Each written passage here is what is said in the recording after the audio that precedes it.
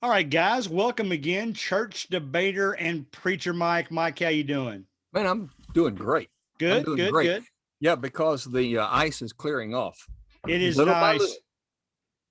I got to get rid of this stuff. Yeah, I we actually had our heat pump had frozen so much that Yeah. I just flipped it over to emergency heat, make sure it wasn't damaged. So I finally got to turn the heat pump back on today. Okay. So that was nice. Yeah, we had that. So I understand what you're saying. Any trees and limbs down in your place? Yeah, we had some. The worst of our limbs was actually back when we were still quarantining. So some neighborhood kids, Mm. they were going to come over and do it for free and clear the yard. But we paid them some money because it would cost us a lot more if somebody else had done Yeah. it for us. Yeah. But By the anyway, way, I have a question for you. all right. Did you get a chance to see the snowman that Rebecca and I built? Well, I don't think so. Was it on Facebook or anything? It was on Realm.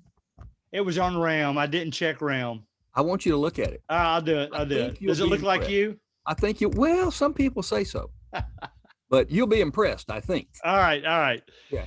All right. So stats wise, this is interesting. Okay. Our last four episodes, Mhm.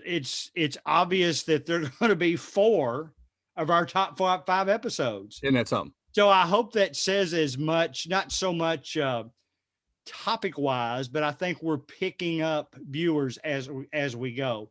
Number one is still Rapture. That's the only one that's not the last four. Get this. Um, we're up to 44 videos, and when you're on YouTube, people can give you a thumbs up and a thumbs down, and that doesn't happen very often. I think the most thumbs up we ever got was maybe 10. People usually just don't take the time to do it. Yeah. We've gotten one thumbs down. Yeah. Guess what the episode was? I don't know. It was actually our number 2 episode, Rapture. So somebody that probably believes or believed in that gave us a thumbs down. That's So, okay. all right. I Then can we handle also have 2 comments it. Okay. from last week that we'll cover, and then we'll go to a new topic. Deal. First of all, I had several people mention to me that when you pointed out in our computer graphics which one was you walking down the hallway, in that simulation we did, they said they would actually prefer the computer image of you rather than the real life image. I just wanted to point that out. Well, that doesn't surprise me, and I could probably guess within 5 guesses who it was. So, or I might have just made it up. To be honest, that I could might be. have just made it up. One legitimate question, though, and it wasn't so much that they disagree with us, but when we were talking about debt last Yeah. week, Yeah. they made the comment that when they were a child, and of course that would have been for this person, that would have been back in the 60s or 70s, somewhere in that time frame. Uh-huh. They remembered a preacher saying once that every time debt is mentioned in the Bible, it's mentioned in a negative way. Hmm. Do you agree with that? Well, in my head, I am remembering some. I don't know every one, but all of the ones that I'm thinking of seem to be negative. However, I'm not sure that it's always true. For instance, in the book of Philemon, when Onesimus the slave ran away from Philemon, made it to Rome, somehow got in touch with Paul, or Paul met him, converted him to Christ, and then was sending him back. You know why? Because he had a debt to pay. Gotcha. He was a bond servant, and a bond servant was a person who needed someone to pay their bills so they would work for them until the bill was paid off. Right. And Paul sent him back. Well, if debt is wrong, then Paul shouldn't have sent him back, it seems to me. But in fact, he said, if he still has a debt, charge it to my account. Well, if debt is bad, why would Paul pay it?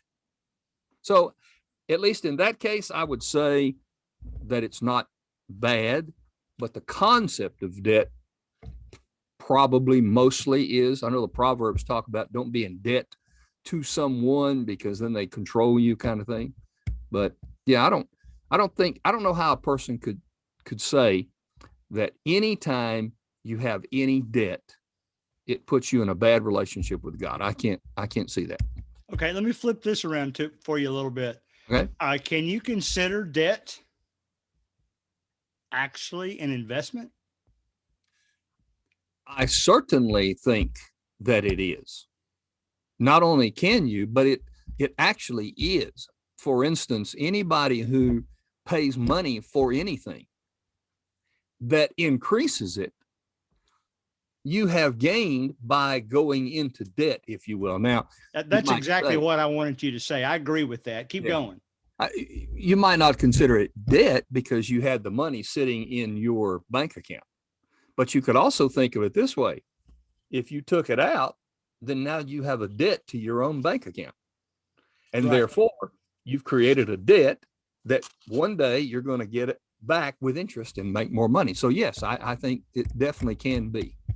And even talking about the stock market, there's people that will take low interest loans from their bank all the time just to invest.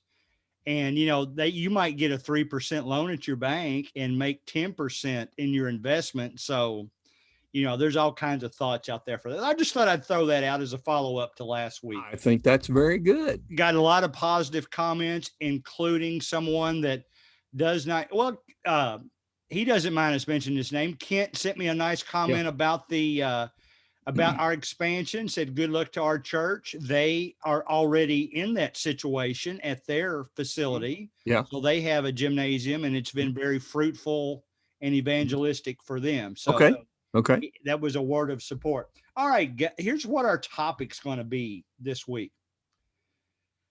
We just landed on Mars.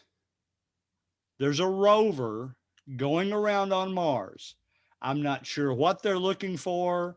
I know I've heard that the optimistic people are saying we might actually be able to inhabit Mars by 2035. Holy and smokes. colonize the planet and go up there to live. So Okay. let's see, 2035, that would put me at 70, 74, 75, somewhere in that age. I don't know if I'll be able to take it. But anyway, here's what, since Mars has been in a lot of the news this week. I'll try to go debater on you here a little bit since people were claiming I don't debate enough. Let's throw this concept out. That's good. That's good. That was a challenge somebody gave you. Out. God created us and the world. He could have created it any way he wanted to. He could have created that the earth was just a ball out there, nothing else, just us on the earth. He wouldn't have had to create the sun. He could have just done it in a way that we just naturally stay regulated all the time if he had chosen to do that. And I say all that to say this. Why did God create Mars? The Psalms, I think it's Psalm, is it 19? The heavens. I've got another Psalm verse written down for later, but that wasn't the one I was going to. I was going to go here, and I think it's either, let me see, it could be, no, it's not 14. I thought it was 19. Yes. The heavens declare the glory of God. The firmament shows his handiwork. Day to day utters speech. Night to night brings forth knowledge. There is no speech nor language where their voice is not heard. He goes on, he talks about it from that standpoint. I wonder if the point for making the vastness of space, primary point, is to give us something to put us in awe of him. Okay. And of course, Romans 1 details how God deals with people who see him in nature, but don't have a revealed will. The Gentiles didn't have a law like the Jews did. Right. But they were responsible for what they had. And what they had was they looked in nature, and according to the text, they saw his deity and his power. And then they were responsible to respond to what they saw. And instead of responding properly, they made idols to bow down to. So I think the number one thing I would say is that he did it to display his power and to give us something to be in awe of and know him that way. Okay. What if I added to that? And I won't even say that I necessarily agree with this, but what if I added to that? Do you think God might have created that? Well, let me say it this way. Is it okay that man is exploring Mars? Or has God told us to stay away? No, I think it's fine. Okay. I think that unwittingly, the scientists are actually proving things about God when many people are hoping that it does just the opposite. Right. I would agree with that. You remember the first cosmonaut from Russia that went up, and he came back and he said, I was in outer space and God was not there. I didn't see him. Well, you can see the point. Somehow the Russian communist theology was such that let's get him out there and then prove that there is no God. And then everybody else, if you have the proper mindset, you get out there and you're just amazed. This is leading somewhere. And so Good point. I think it was the way for, and so I think God wants us to enjoy. He wants us to expand. He wants us to know, but it may not be the motive that I agree with. The motive might be the opposite, to prove if we can find water, for instance, on Mars, we can find where we came from because we don't know. Well, we do. Genesis 1 tells us. Yes. So the motive may not be right, but I'm amazed that the more we dig, the more we push, the more we find, the more we're proving and supporting the existence of God the way he presents himself in Scripture. Okay. I might even throw out there too. Do you think God gave us stuff to explore, to increase our brain and keep us active? And I don't know even how to say it. Part of me thinks that God actually gave us a lot of stuff so that we would continue to pursue and learn things about him. Oh, I have no doubt that that's what that is. I think that there is growth potential in so many ways to be curious and to look for and to be drawn to. And I also think that even though the motives that people have might be to prove to themselves that there is no God, right? It actually is, I think God already knew, obviously, that the more we dig, the more we pursue, the more our curiosity pushes us, the more it's going to lead to him anyway. Right. Good. And so, sure, I think he did that. I think that's exactly right. It might even be comparable to parents who, in order to help their children to grow and expand themselves. I mean, how many parents have not, when a kid was little, 3, 4, and 5, done some little bitty math table things, just trying to, or pointing out words and let them learn to read. Yeah. Always pushing. I think that's what the creation does. Yep. I do too. That's good. All right. So the explorers, the ones that designed this system, are hoping to, as astronomical the odds are that evolution exists, that, billions and billions of billions chance, they're actually looking on Mars for life or evidence of life. Right. Okay. So my next question is, does the Bible tell us they ain't going to find any, or does the Bible leave that open? I have thought about that many times, and I don't know right now, I don't know of a place in scripture that I can think of where the Bible is clear that earth is the only place where life exists. Now, I'm talking about a wide definition of life, not humankind like us, not Star Trek version from the 70s, that kind of life. I think that the only thing that I can say about that kind of life is I would have to understand in my mind how Jesus could die on earth for those people on those other planets. How did they get the information about that?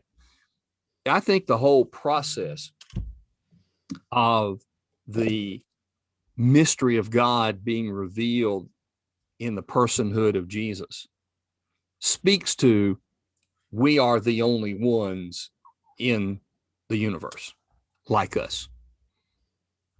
That's my opinion. And again, if that's what they're looking for, that might just indicate what their motive is. Okay. They're maybe not willing to say that life began like Genesis 1 says, but they just, if we keep pushing this, the evolution finds all kinds of great gifts in extreme amounts of time. And they are finding all kinds of great potentials in reaching out further and farther into the universe, as though the longer we wait or more time that there is, and the farther we reach, we're going to find that Genesis 1 is not true. That's sort of what I think is going on. Okay. All right. What we're finding is they're finding that not only the farther out we reach, but the deeper we are able to go into the cells of individuals. There's a great book by Michael Behe called Darwin's Black Box. And he goes into the intricacies of cell development. And the deeper, the more you dig, the more uniformity and creativeness we see, not random selection of evolution. Right, right. All right. Let me tell you, there was a weird movie I watched back in the 70s. Don't remember the name of it. Couldn't find it. I even tried to type in a description, couldn't find it. It was actually, quote, religious in nature. Okay. In that. The movie, it was a fictional account, and it was like divided into two halves. One half was that they went, I assume it was Mars. I think it was Mars. They went to Mars and found, for lack of a better phrase, skeletons. All life was gone. And they acted as if that was God's experiment that led to us, a better version of that experiment. Then the second half of the movie, it was sort of like they found life on Mars, friendly life on Mars, who had a different version of the Bible. Still very holy, very ethical, be nice, love, but it was like God had created two versions of life with two different sets of, I don't want to call them rules, but you know what I mean, two different books to follow. What do you think about all that? Where did they get those ideas in their head? Well, again, I think it goes back to the same thing we've been talking about, the original motive, why people pursue what they pursue. I'm interested in the phraseology, an experiment, because obviously they definitely said an experiment. That was the word they used. I remember that. Well, that's interesting, because what that shows about their motive is that God has to have an experiment to get it right. That's good. That's and good. When God has to experiment, then all of a sudden it seems like to me he's not God of the Bible anymore. Number two, if he has a whole other way of doing things on another planet, then either he is contradictory or it's the same thing written in a different way. But what that would also indicate is that somehow the incarnation of Jesus, unless this new revelation doesn't have an incarnation, then the incarnation would have had to happen over and over and over, Right. all those different planets. And Yeah. I'm just not seeing that.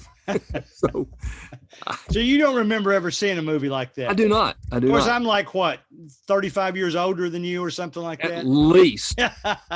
Certainly mentally, but other than that, maturity for sure. You're right. You're right. Or mentally immature, physically there you go. over mature. All right. So Genesis 1:14 through 19 says this, and God said, let there be lights in the vault of the sky. This is day 4 of creation.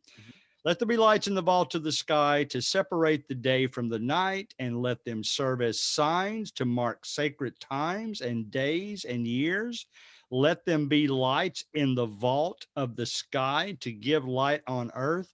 And it was so. God made 2 great lights, the greater light to govern the day and the lesser light to govern the night.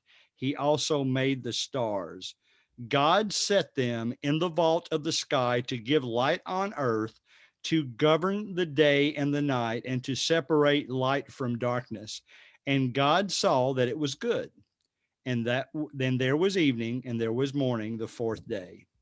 All right. I like to have some fun with the students I teach from time to time, middle school and high school, and say, hey, I don't know how much you've studied Einstein, but I can tell you for the fact that you can see things in the past. And, they're trying to formulate in their head. And I said, anytime you look up at a star, you're seeing light from years and years ago. It takes that long to get to us. So in effect, you're seeing things that occurred in the past right now. So I always thought that was an interesting concept. One thing I have always been curious of, and let me make sure we're not running too close. Actually, we are. I'm really enjoying the last few weeks. They're going fast, aren't they? I agree with you. What's up with the black holes? What happened there?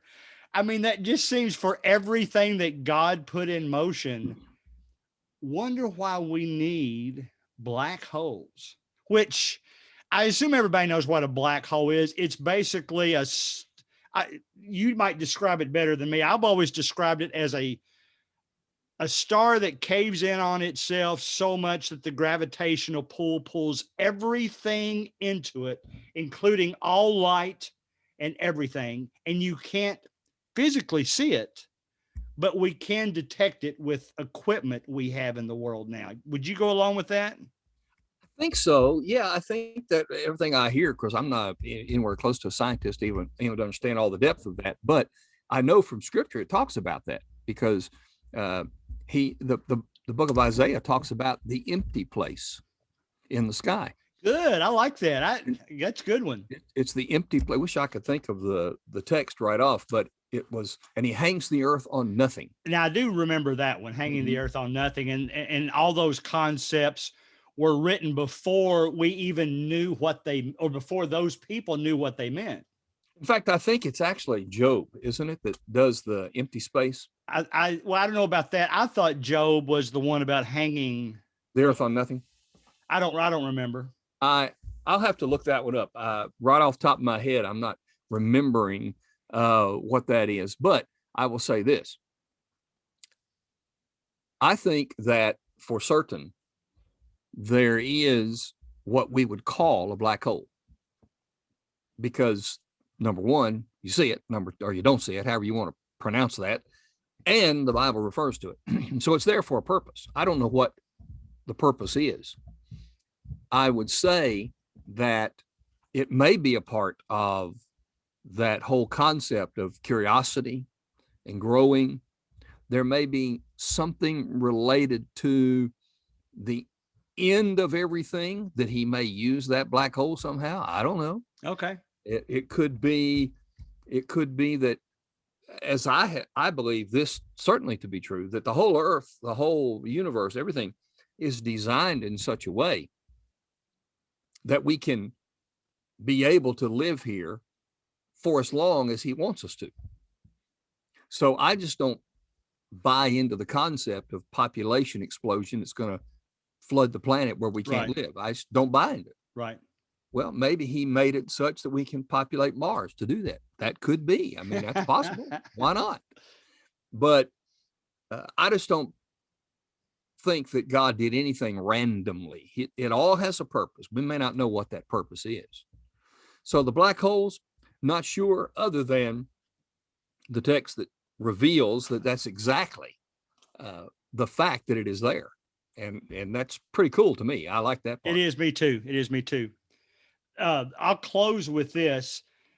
By far, the largest planet in our solar system is Jupiter.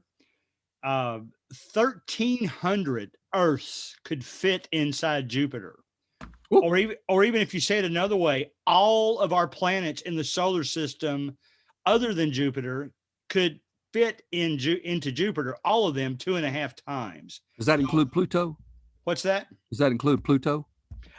Who knows? This was a fairly recent article. So Pluto was small though, wasn't it? Yeah, but we're not sure if it's a planet now. See, yeah, it's a dwarf planet or some kind of. It was demoted. I know that. Yeah, I know it was demoted. Poor guy. By the way, Job 26:7. Okay, Job 26:7. That's good. And hangs the earth on nothing. Yeah. Good. That's a good one. Yeah. I was going to say this about Jupiter before we close.